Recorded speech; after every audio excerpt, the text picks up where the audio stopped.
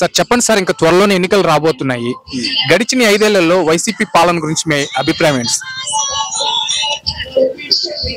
ఒక్క మాటలో చెప్పాలంటే పోయినసారి జగన్ గురించి ఏదో వాళ్ళ నాయన కన్నా ఎక్కువగా ఎక్స్పెక్ట్ చేశారు ప్రతి ఒక్కరు.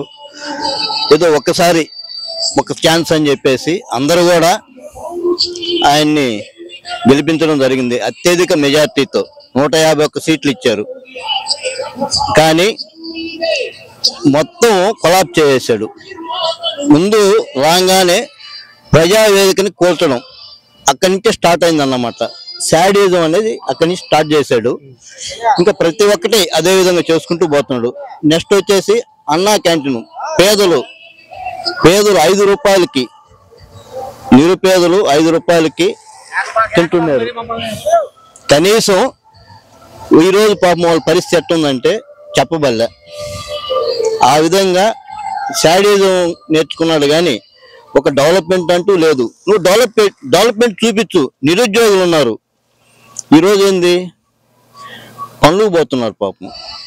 ఆ విధంగా ఉన్నారు. నిరుద్యోగుల పరిస్థితి మరీ దారుణం అయిపోయింది. కొందరైతే ఆటోలు తోలుకుంటున్నారు. ఆ విధంగా ఉన్న పరిస్థితి.